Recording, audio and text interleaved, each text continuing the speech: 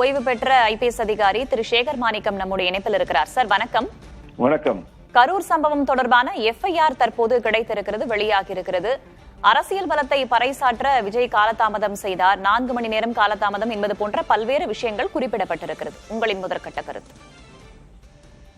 இது முதற்கட்ட கருத்து சொல்றதுக்கு முன்னாடி 2-3 விஷயம் சொல்லிட்டு சொல்றேன். அதாவது இந்த கட்டுக்கிடங்காத கூட்டத்தினாலதான் வருதுங்கிறது ஒரு பிரச்சனை. அது ஏற்கனவே 3-4 மீட்டிங்ல அப்படிதான் நடந்திருக்கு. அது போலீஸ் அதை பார்த்து படிப்பினை எடுத்திருக்கணும். ஆனா இந்த முறை இப்ப என்ன பண்ணிருக்காங்கன்னா போஸ்ட்மார்ட்டம் பண்றாங்க. அதாவது இந்த இன்சிடென்ட் நடந்த பிறகு இப்ப ஒரு எஃப்ஐஆர் போட்டிருக்காங்க. ஒவ்வொரு மீட்டிங்லயும் இந்த மாதிரி ஒரு எஃப்ஐஆர் போட்டிருந்தாங்கன்னா அது கண்டினியூஸா கியூமுலேட்டிவ் எஃபெக்ட் இப்ப இருக்கும். ஆனா இந்த வாட்டி போட்டாங்களா என்னன்னு தெரியாது எனக்கு. ஆனா இப்ப இத போட்டிருக்காங்க. உயிர் பலியினால அவங்க இப்ப ஷாக் ஆகி இது போட்டிருக்காங்க. சரி, இப்ப என்னன்னா இது இன்வெஸ்டிகேஷன் ப்ராசஸ் வந்த பிறகுதான் அதுலதான் இது கன்க்ளூசிவா ப்ரூவ் பண்ண முடியும். இப்பைக்கு அவங்க ஒரு பிரிலிமினரி ஸ்டேட்மெண்ட் மாதிரி எடுத்து அதுல வச்சு எஃப்ஐஆர் போட்டிருக்காங்க. எஃப்ஐஆர் இஸ் நாட் இது சார்ஜ் ஷீட் கிடையாது. ஸோ அது இன்னும் அவங்க விரிவா இது பண்ணும். ஆனா மொத்தத்துல பார்க்கும்போது இது ஏதோ 2 பக்கமும் கொஞ்சம், அதாவது இந்த கட்சியினுடைய ராங் கைடன்ஸ், அவங்களும் சரியா அது முறைப்படுத்தல. போலீஸும் அதை அந்தந்த நேரத்துல கண்டிக்க வேண்டிய நேரத்துல கண்டிக்கல. ஆனா கண்டிக்கல. சொல்ல வேண்டிய நேரத்துல சொல்லிருக்கணும் நிர்வாகிகிட்ட, அது சொல்லல. அது ரெக்கார்ட் பண்ணாலா இல்லையான்னு தெரியல.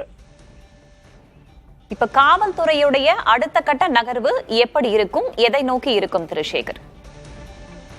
நார்மலா இது பொலிட்டிக்கல் இது இஷ்யூனால அவங்க இமிடியட்டா எதுவும் பண்ண மாட்டாங்க. அதாவது அரெஸ்ட் பண்றது அதெல்லாம் இருக்காது. அது நீங்க கேக்குற கேள்வியிலன்னு தெரியுது. ஆனா என்ன பண்ணுவாங்கன்னாக்கா கொஞ்சம் ஸ்பீடப் பண்ணாங்கன்னாக்கா இது அடுத்த மீட்டிங்க்கு முன்னாடியே அவங்க இதை வெளிப்படுத்தலாம். என்னென்ன தவறுகள் நடந்திருக்கு அப்படின்ட்டு அதை பார்த்து அவங்க திருந்தி கொள்ளலாம். அது செய்வாங்களாங்கிறது எனக்கு ஒன்றும் புரியல. ஏன்னா இதெல்லாம் கொஞ்சம் டிலே ஆகும். இந்த ப்ராசஸே கொஞ்சம் டிலே ஆகும். எவ்வளவு நாள் குறிப்பிட்ட நாள் சொல்ல முடியாது. ஆனா இது ரெக்கார்ட்ல இருக்க தொட்டு இது ஈஸியா பண்ணலாம். 1 வீக்ல கூட பண்ணி முடிச்சிடலாம். ஆனா எப்படின்னு தெரியல. இது பொலிட்டிக்கல் இஷ்யூனால இது டிலே ஆகும்னு நினைக்கிறேன். சரி, நான் விசாரணை அடிப்படையில தான் அதை நான் குறிப்பிட்டேன். விசாரணை ரீதியாக அடுத்த கட்டமாக எப்படி நகரும் இது? அதான் விசாரணை இப்ப எவிடன்ஸ், ஃபாரன்சிக் எவிடன்ஸ் கலெக்ட் பண்ணிருப்பாங்க. அப்புறம் ஐ விட்னஸ் இவங்களை ஸ்டேட்மெண்ட் எடுப்பாங்க. அதுக்கப்புறம் அதுக்கு நிர்வாகிகளுடைய ஸ்டேட்மெண்ட் எடுப்பாங்க. அதுக்கப்புறம் முக்கிய புள்ளிகள், அங்க மக்களுடைய இதெல்லாம் எடுப்பாங்க. இதெல்லாம் அந்த லைன்ல தான் இந்த விசாரணை போகும். அதுக்கு அடுத்த கட்டத்துல அது கன்க்ளூசிவ் ப்ரூஃப். அதுக்குள்ள இந்த 1 மேன் கமிஷன் வேற இருக்கு. அது எப்படி கிளாஷ் ஆகுதுன்னு தெரியல. அநேகமா அதையும் இதையும் சேர்ந்துதான் வரும்னு நினைக்கிற அவுட்கம். ஒரு நபர் விசாரணை ஆணையம் அமைக்கப்பட்டிருக்கிறது. அவர்கள் இந்த எஃப்ஐஆரை கணக்கில் எடுத்துக் கொள்வார்களா? கண்டிப்பா எடுத்துவாங்க. எடுத்தானே ஆகணும். இது விசாரணை கமிஷனுங்கிறது ஒரு எல்லா ஓவரால் இது எல்லாத்தையும் எடுப்பாங்க. போலீஸ் தரப்புல இருந்து போலீஸ் அதனுடைய கடமையை இப்ப செஞ்சிருக்கு. அதாவது அவங்க செய்ய வேண்டிய வேலையை இப்ப செஞ்சிருக்காங்க. ஏன்னா உயிர் பலி ஆன தொட்டு இந்த கடமையை அவங்க செஞ்சுட்டாங்க. அடுத்த கட்டமா இதை விசாரணைக்கு கொண்டு போகும்போது அதனுடைய அவுட்கமும் விசாரணை கமிஷனுக்கு போகும். விசாரணை கமிஷன் போலீஸ் ஆபீசரையும் விசாரிப்பாங்கல்ல. பொதுமக்கள் மட்டும் இல்ல, போலீஸ் ஆபீசர், தாவைக்கா நிர்வாகிகள் எல்லாருமே விசாரிப்பாங்க. பொதுவாக ஒரு எஃப்ஐஆர் அப்படிங்கிறது எதன் அடிப்படையில எதையெல்லாம் முக்கியமாக வைத்து கட்டமைப்பார்கள்?